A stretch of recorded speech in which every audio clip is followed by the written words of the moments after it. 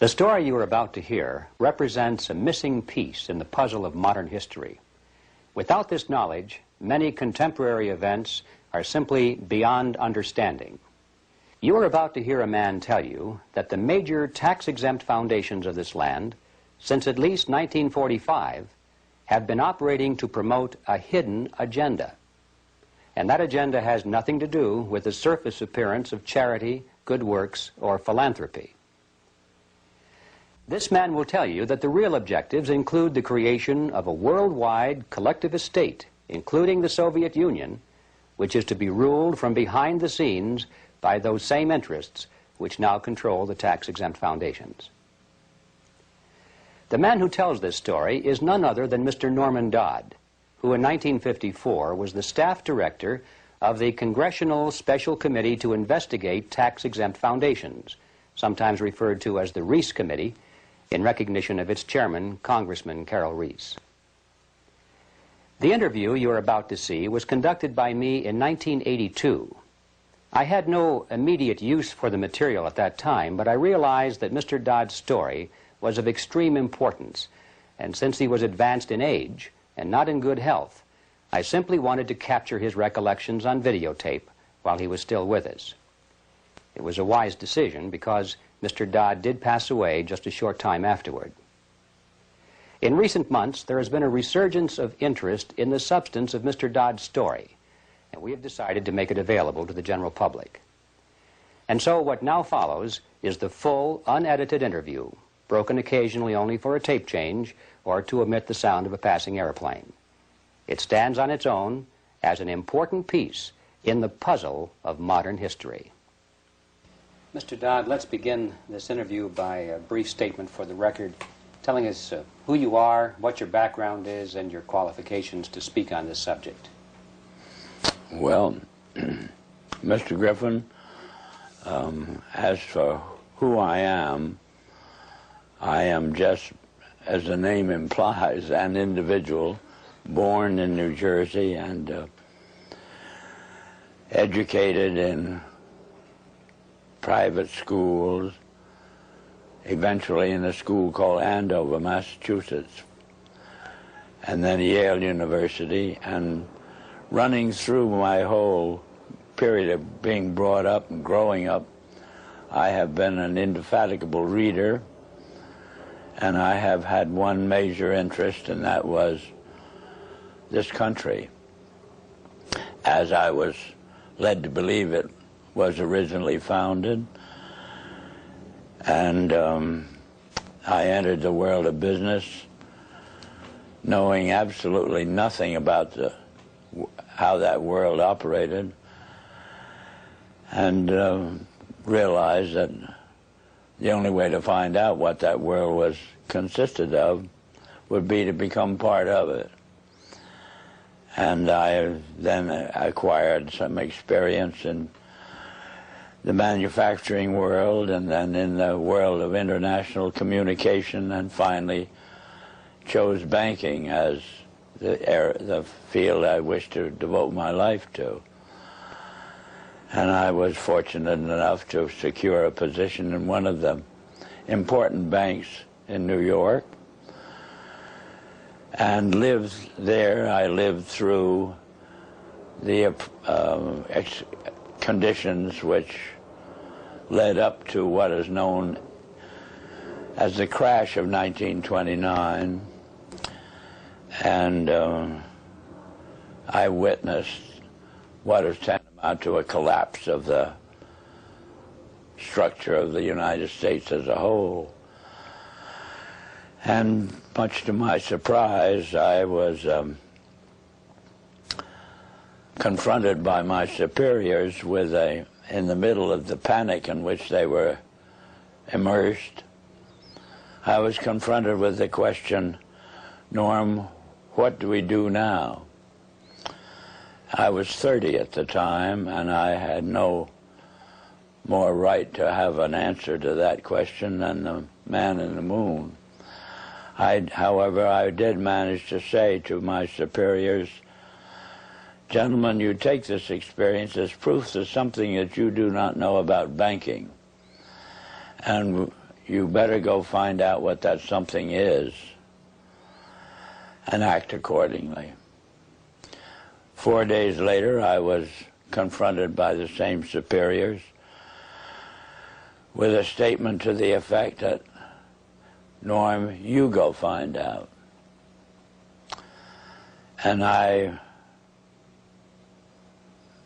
really was fool enough to accept that assignment, because it meant that you were going out to search for something and nobody could tell you what you were looking for. But I felt so strongly on the subject that I consented to. I was relieved of all normal duties inside the bank. And 2.5 years later, I felt that it was possible to report back to those who had given me this assignment. And so I rendered such a report. And as a result of the report I rendered, I was told the following: Norm, what you're saying is we should return to sound banking. And I said, yes, in essence, that's exactly what I'm saying. Whereupon I got my first shock, which was a statement from them to this effect: we will never see sound banking in the United States again. And they cited chapter and verse to support that statement. And what they cited was as follows: since the end of World War I, we have been responsible for what they call the institutionalizing of conflicting interests. And they are so prevalent inside this country that they can never be resolved. This came to me as an extraordinary shock, because the men who made the statement were men who were deemed as the most prominent bankers in the country.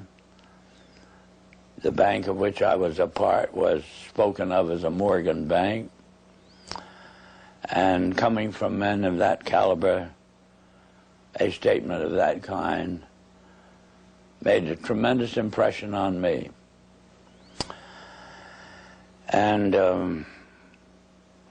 the type of impression that it made on me was, I wondered if I, as an individual and it's what they call a junior officer of the bank, could, with the same enthusiasm, foster the progress and the policies of the bank. I spent about a year trying to think this out and came to the conclusion that I would have to resign. I did resign, and as a consequence of that, had this experience. When my letter of resignation reached the desk of the president of the bank, he sent for me. And I came to visit with him, and he stated to me, Norm, I have your letter, but I don't believe you understand what's happened in the last 10 days. And I said, no, Mr. Cochran, I have no idea what's happened. Well, he said, the directors have never been able to get your report to them out of their mind. And as a result, they have decided that you, as an individual, must begin at once, and you must reorganize this bank in keeping with your own ideas. And he then said, now, can I tear up your letter? And inasmuch as what had been said to me was offering me, at the age of, by then, 33, about as fine an opportunity for service to the country as I could imagine, I said yes. And they said they wished me to begin at once. And I did, and suddenly, in the span of about 6 weeks, I was not permitted to do another piece of work. And every time I brought the subject up, I was kind of patted on the back and said, and told, stop worrying about it, Norm. Pretty soon you'll be a vice president, and then you will have quite a handsome salary and ultimately be able to retire on a very worthwhile pension. In the meantime, you can play golf and tennis to your heart's content on weekends. Well, Mr. Griffin, I found I couldn't do it. I spent a year figuratively with my feet on the desk doing nothing, and I just couldn't adjust to it. So I did resign. And this time, my resignation stuck, and then I got my second shock, which was the discovery that the doors of every bank in the United States were closed to me, and I never could get a job, as it were, in a bank. So I found myself, for the first time since I'd graduated from college, out of a job. And from there on, I followed various branches of the financial world, ranging from investment counsel to membership of the stock exchange, and finally ended up as an advisor to a few individuals who had capital funds to look after. In the meantime, my major interest became very specific, which was to endeavor, by some means, of getting the educational world to actually, you might say, teach the subject of economics realistically and move it away from the support of various speculative activities that characterize our country. And I have had that interest, and you know how as you generate a specific interest, you find yourself gravitating toward persons with similar interests. And ultimately I found myself kind of the center of the world of dissatisfaction with the direction that this country was headed. And that's on one direction, and this same way I found myself in contact with many individuals who on their own had done a vast amount of studying and research in areas which were part of the problem. And well, Mr. Dodd, if I may interrupt here for a second, at what point in your career did you become connected with the Reese Committee? 1953. 1953. Yeah. And what was that capacity, sir? That was the capacity of what they call Director of Research for the Reese Committee. Can you tell us what the Reese Committee was attempting to do?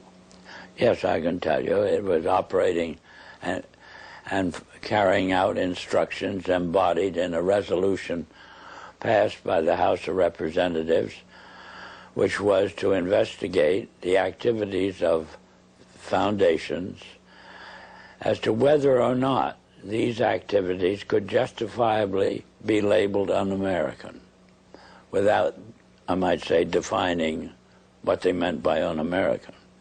But that was the resolution, and the committee had then the task of selecting a council, and the council in turn had the task of selecting a staff, and he had to have somebody who would direct the work of that staff, and that was what they meant by the Director of Research. What were some of the details, the specifics that you told the committee at that time?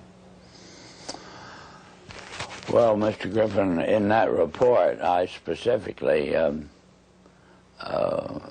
number one, defined what was, to us, what was meant by the phrase un-American.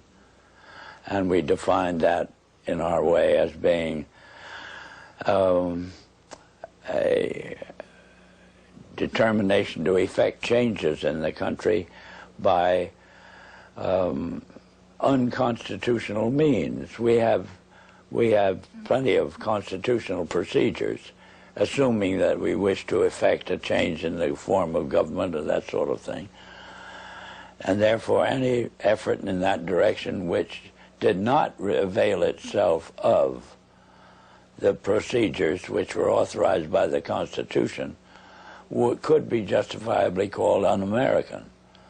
That was the start of educating them up to that particular point. The next thing was to educate them as to the effect on the country as a whole of the activities of large endowed foundations over the then past 40 years. What was that effect, sir? That effect was to orient our educational system away from support of the principles embodied in the Declaration of Independence and implemented in the Constitution, and educated them over to the idea that the task now was, as a result of the orientation of education, to away from these briefly stated principles and self-evident truths. And that's what had been the effect of the wealth which constituted the endowments of those foundations that had been in existence over the largest portion of the span of 50 years, and holding them responsible for this change. And what we were able to bring forward was that what we had uncovered was the determination of these large endowed foundations through their trustees to actually get control over the content of American education. There's quite a bit of publicity given to your conversation with Rowan Gaither. Would you please tell us who he was and what was that conversation you had with him? Rowan Gaither was at that time president of the Ford Foundation. And Mr. Gaither had sent for me when I found it convenient to be in New York, asked me to call upon him at his office, which I did. And on arrival, after a few amenities, Mr. Gaither said, "Mr. Dodd, we've asked you to come up here today because we thought that possibly off the record you would tell us why the Congress is interested in the activities of foundations such as ourselves." And before I could think of how I would reply to that statement, Mr. Gaither then went on voluntarily and stated, he said, "Mr. Dodd, all of us that have a hand in the making of policies here have had experience either with the OSS during the war or the European Economic Administration after the war. We've had experience operating under directives, and these directives emanate and did emanate from the White House. Now we still operate under just such directives. Would you like to know what the substance of these directives is?" And I said, "Yes, Mr. Gaither, I'd like very much to know." Whereupon he made this statement to me, namely, "Mr. Dodd, we here operate on in response to similar directives, the substance of which is that we shall use our grant-making power so to alter life in the United States that it can be comfortably merged with the Soviet Union." Well, parenthetically, Mr. Griffin, nearly fell off the chair. I of course, didn't, but my response to Mr. Gaither then was, well, Mr. Gaither, I can now answer your first question. You forced the Congress of the United States to spend $150,000 to find out what you just told me. So why don't you I said, of course, legally you're entitled to make grants for this purpose, but I don't think you're entitled to withhold that information from the people of the country to whom you're indebted for your tax exemption. So why don't you tell the people of the country that's what you told me? And his answer was, we would not think of doing any such thing. So then I said, well, Mr. Gaither, obviously, you forced the Congress to spend this money in order to find out what you've just told me. Mr. Dodd, you have spoken before about some interesting things that were discovered by Catherine Casey at the Carnegie Endowment. Can you tell us that story, please? Yes, I'm glad to, Mr. Griffin. This experience that you have just referred to came about in response to a letter which I had written to the Carnegie Endowment for International Peace, asking certain questions and gathering certain information. And on the arrival of that letter, Dr. Johnson, who was then president of the Carnegie Endowment, telephoned me and said, did I ever come up to New York? And I said, yes, I did, more or less each weekend. And he said, well, when you're next here, will you drop in and see us? Which I did. And again, on arrival at the office of the endowment, I found myself in the presence of Dr. Joseph Johnson, the president, who was a successor to Alger Hiss, two vice presidents, and their own counsel, a partner in the firm, Sullivan and Cromwell. And Dr. Johnson said, after, again, amenities, Mr. Dodd, we have your letter. We can answer all those questions, but it'd be a great deal of trouble. And we have a counter-suggestion. And our counter-suggestion is that if you can spare a member of your staff for 2 weeks and send that member up to New York, we will give to that member a room in the library and the minute books of this foundation since its inception. And we think that whatever you want to find out, or the Congress wants to find out, will be obvious from those minutes. Well, my first reaction was they'd lost their mind.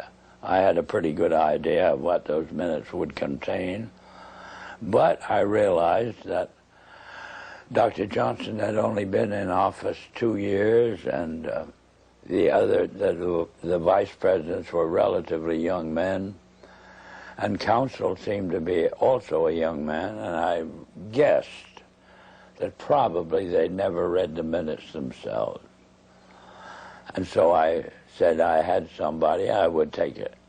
I would accept their offer, and I went back to Washington, and I selected the member of my staff who was on my staff, having been a practicing attorney in Washington, but she was on my staff to see to it that I didn't break any congressional procedures or rules.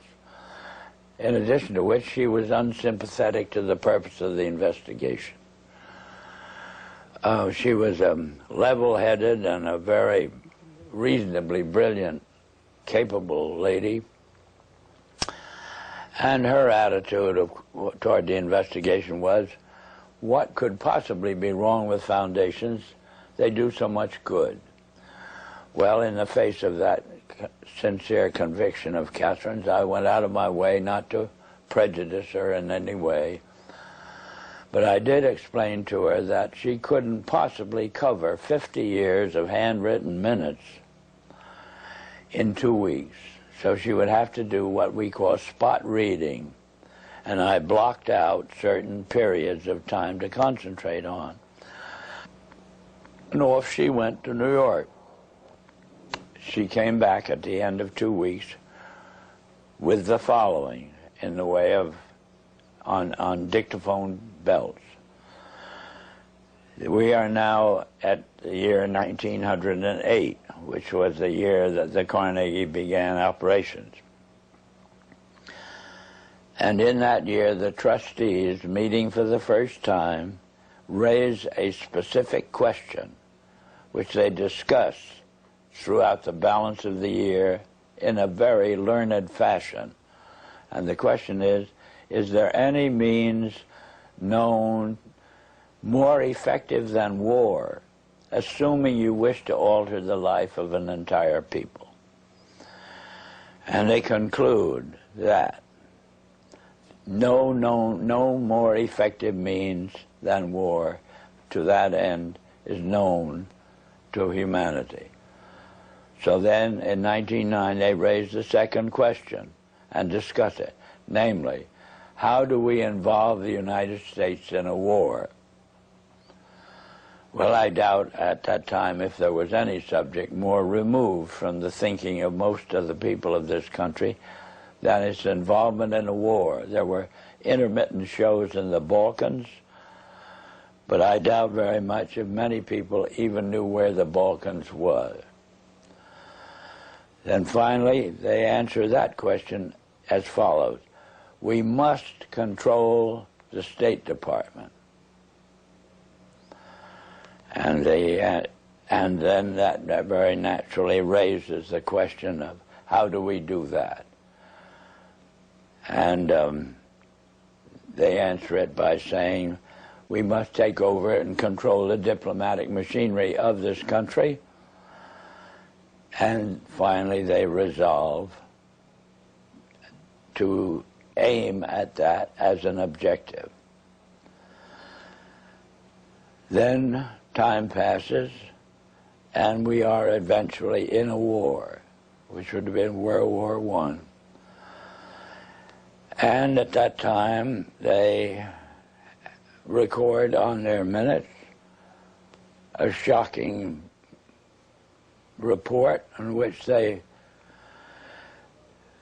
dispatched to President Wilson a telegram cautioning him to see that the war does not end too quickly. And finally, of course, we are, the war is over.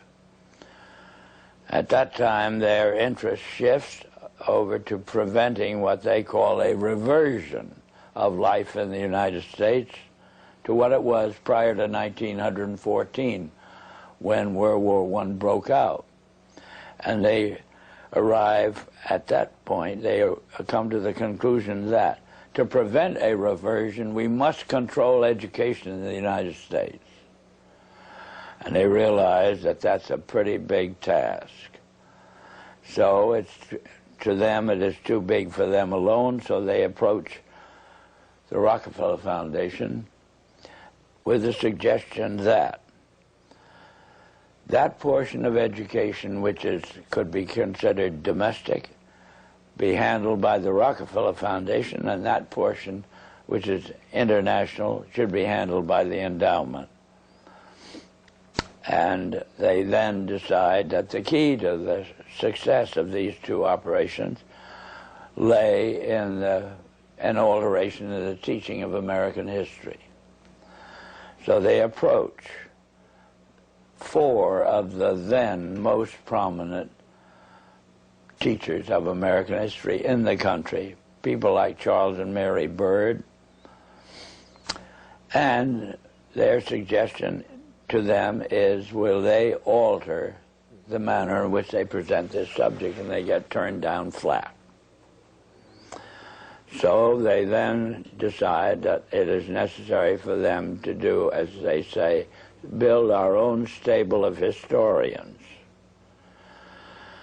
And then they approach the Guggenheim Foundation, which specializes in fellowships, and say, when we find young men in the process of studying for doctorates in the field of American history, and we feel that they are the right caliber. Will you grant them fellowships on our say-so? And the answer is yes. So under that condition, eventually they assemble 20.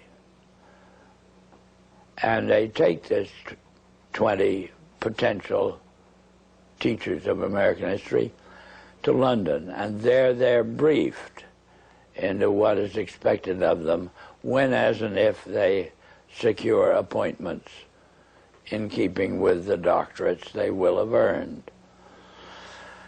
And that group of 20 historians ultimately becomes the nucleus of the American Historical Association. And then toward the end of the 1920s, the endowment grants to the American Historical Association $400,000 for a study of our history in a manner which points to what can this country can it look forward to in the future. And that culminates in a 7-volume study,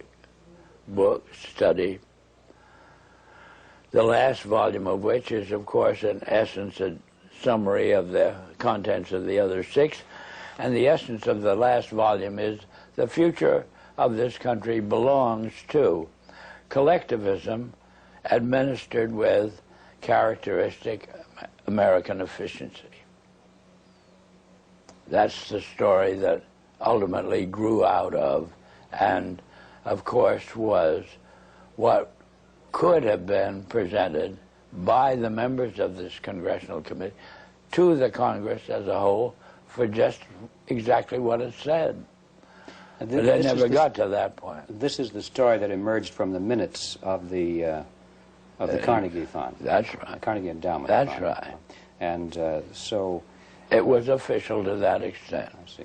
And Catherine Casey brought all of these back in the form of dictated notes or verbatim readings of the minutes. On dictaphone belts. Are those in existence today? I don't know. But if they are, they're somewhere in the archives under the control of the Congress, House of Representatives. How many people actually heard those, or were they typed up transcripts made of them? How many people actually heard those recordings? Oh, 3 maybe. Myself, my top assistants, and Catherine. Yeah, I might tell you this experience as far as its impact on Catherine Casey was concerned was she never was able to return to her law practice. If it hadn't been for Carol Reese's ability to tuck her away on a job with the Federal Trade Commission, I don't know what would have happened to Catherine. But ultimately, she lost her mind as a result of it. Terrible shock to her. It's a very rough experience to encounter proof of these kinds. Mr. Dodd, what kind, well, can you summarize the opposition to the committee, the Reese Committee, and particularly the efforts to sabotage the committee? Well, they began right at the start of the work of an operating staff, Mr. Griffin, and it began on the day in which the committee met for the purpose of consenting to or confirming my appointment to the position of Director of Research. Thanks to the abstention of the minority members of the committee, that is the 2 Democratic members, from voting, why technically I was unanimously appointed. And well, wasn't the White House involved in opposition to the committee? Not at this particular point, sir. Mr. Reese ordered counsel and myself to visit Wayne Hayes. Wayne Hayes was the ranking minority member of the committee as a Democrat. So we, counsel and I, had to go down to Mr. Hayes' office, which we did. Mr. Hayes greeted us with the flat statement directed primarily to me, which was that I am opposed to this investigation. I regard it as nothing but an effort on the part of Carol Reese to gain a little prominence, and so I'll do everything I can to see that it fails. Well, I am kind of a strange personality in the sense that a challenge of that nature interests me. Our counsel withdrew. He went over and sat on a couch on Mr.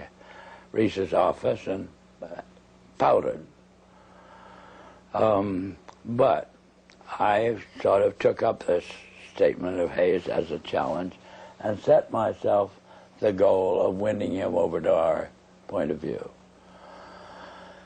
And I started by noticing on his desk that there was a book. And the book was of the type that there are many in these days that would be complaining about the spread of communism in Hungary, or that type of book. And this meant to me that at least Hayes read a book. And so I brought up the subject of the spread of the influence of the Soviet world, and for 2 hours discussed this with Hayes, and finally ended up with his rising from his desk and saying, Norm, if you will carry this investigation toward the goal as you've outlined it to me, I'll be your biggest supporter. I said, Mr. Hayes, I can assure you that I will not double-cross you. Subsequently, Mr. Hayes sent word to me that he was in the Bethesda hospital with an attack of ulcers, but would I come and see him, which I did. He then said, Norm, the only reason I've asked you to come out here is I just want to hear you say again, you will not double-cross me. I gave him that assurance, and that was the basis of our relationship. Meantime, counsel took the attitude expressed in these words, Norm, if you want to waste your time with this guy, as he called him, you can go ahead and do it, but don't ever ask me to say anything to him under any condition on any subject. So, in a sense, that cleared the decks for me to operate in relation to Hayes on my own. And as time passed, Hayes offered friendship, which I hesitated to accept because of his vulgarity. And I didn't want to get mixed up with him socially under any condition. Well, that was our relationship for about 3 months, and then eventually I had occasion to add to my staff, and as a result of adding to my staff a top-flight intelligence officer, both the Republican National Committee and the White House were resorted to stop me from continuing this investigation in the direction that Carol Reese had personally asked me to do, which was to utilize this investigation, Mr. Griffin, to uncover the fact that this country had been the victim of a conspiracy. That was Mr. Reese's conviction. I eventually agreed to carry it out. I explained to Mr. Reese that his own counsel wouldn't go in that direction. He gave me permission to disregard our own counsel. And I had then to set up an aspect of the investigation outside of our office, more or less secret. And the Republican National Committee got wind of what I was doing, and they did everything they could to stop me. They appealed to counsel to stop me, and finally they resorted to the White House. Was their objection because of what you were doing, or because of the fact that you were doing it outside of the official auspices of the committee? No, their objection was, as they put it, my devotion to what they call anti-Semitism. That was a cooked-up idea, but in other words, it wasn't true at all. But anyway, that's the way I expressed it. And excuse me, why? And they made it stick. Why did they do that? How could they say that?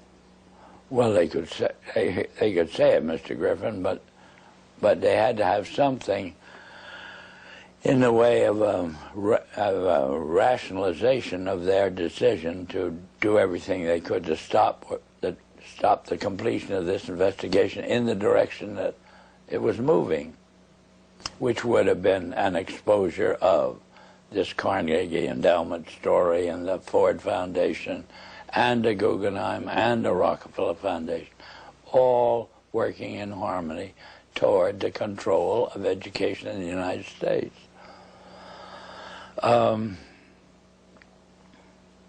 Well, in any event, to secure the help of the White House in the picture, they assigned, they got the White House to cause the liaison personality between the White House and the Hill, a major person, to go up to Hayes and try to get him to, as it were, actively oppose what the investigation was engaged in. And Hayes very kindly then would listen to this visit from Major Person. Then he would call me and say, Norm, come up to my office. I have a good deal to tell you. I would go up. He'd tell me, I've just had a visit from Major Person, and he wants me to break up this investigation. So I then say, well, Wayne, what did you do? What did you say to him? He said, I just told him to get the hell out. And he did that 3 times, and I got pretty proud of him in the sense that he was, as it were, backing me up. And we finally embarked upon hearings at Hayes' request, because he wanted to get them out of the way before he went abroad in the summer. And but why were the hearings finally terminated? What happened to the committee? What happened to the committee or the hearings? Or the hearings. The hearings. Oh, the hearings were terminated. Carol Reese was up against such a furor as Hayes, through the activity of our own counsel. Hayes became convinced that he was being double-crossed, and he put on a show in a public hearing room, Mr. Griffin, that was an absolute disgrace. And he called Carol Reese publicly every name in the book, and Mr. Reese took this as proof that he couldn't continue the hearings.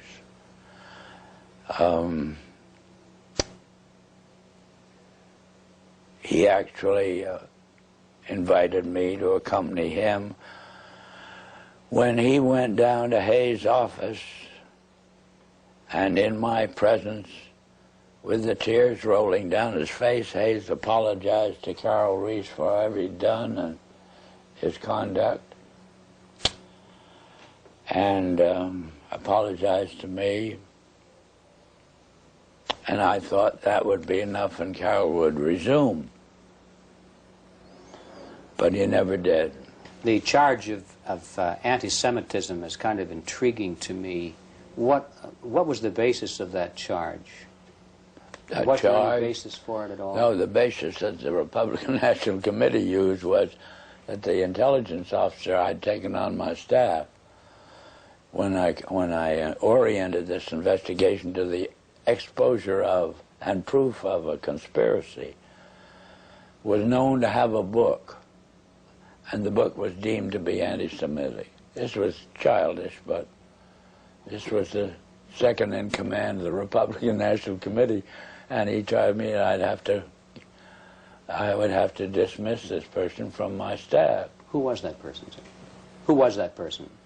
The person? Yes. A Colonel Lee Lorraine. Lee Lorraine. Yeah. And what was his book, do you recall? The title of his book? The book they referred to was called Waters Flowing Eastward, which was a very castigation of the Jewish influence in the world. What were some of the other charges made by Mr. Hayes against Mr. Reese? Oh, just that Mr. Reese was utilizing this investigation for his own prominence inside the House of Representatives. That was the only charge Hayes could think of. How would you describe the motivation of the people who created the foundations, the big foundations in the very beginning? What is or what was their motivation?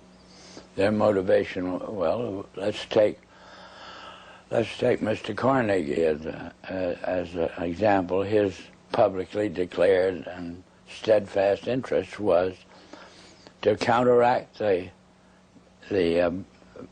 departure of the colonies from Great Britain. He was devoted to just putting the pieces back together again. Would that have required the collectivism that they were dedicated to? No. These policies or the foundation's allegiance to these un-American concepts are all traceable to the transfer of the funds over into the hands of trustees, Mr. Griffin. Not to men who had a hand in the creation of the wealth that led to the endowment of, or as a use of that wealth for what we would call public purposes. It was a subversion of the original intent then. Oh, yeah, completely so. And that we got into the world traditionally of bankers and lawyers. How do you see that the purpose and direction of the major foundations has changed over the years to the present? What is it today? Whole 100% behind meeting the cost of education, such as it is presented through the schools and colleges of the United States, on the subject of our history has proven our original ideas to be no longer practical. The future belongs to a collectivistic concept, and there's just no disagreement on this. Why do the foundations generously support communist causes in the United States? Well, because to them, what communism represents a means of developing what we call a monopoly. That is, the organization, we'll say, of large-scale industry into an administrable unit. Do they think that they will be one of the administrators? They will be the beneficiaries of it, yes.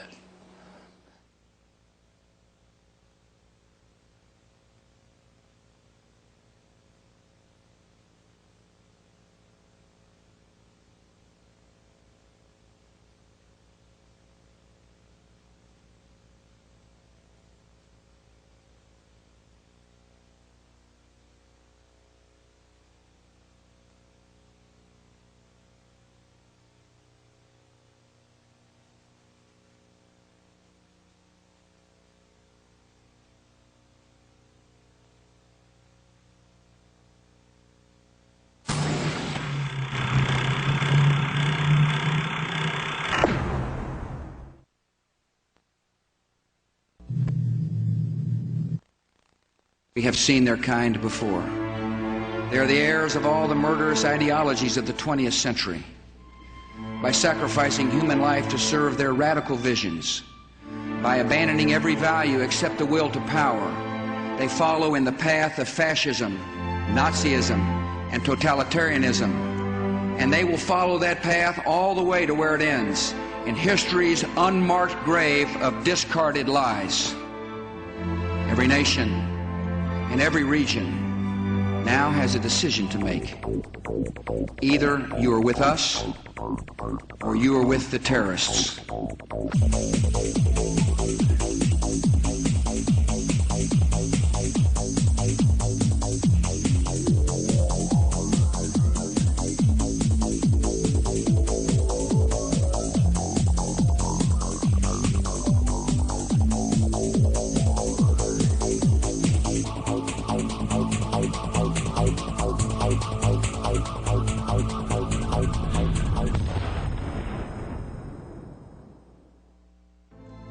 Freedom and fear are at war. The advance of human freedom, the great achievement of our time and the great hope of every time, now depends on us. Our nation, this generation, will lift a dark thread of violence from our people and our future. When freedom is lost, it is lost forever. We are losing the right to make our own determinations about what we think, what we eat, how we protect our health, how we protect our children, and whether, in fact, we are members of a free and democratic society. The purpose of education in America today is not education. It is indoctrination, in internationalism, in collectivism, and in atheism, and they're doing a wonderful job. They have to destroy the United States Constitution and our way of life. And they've got to do so in such a way that will actually embrace it. You have to get a hold of the minds of the young. Why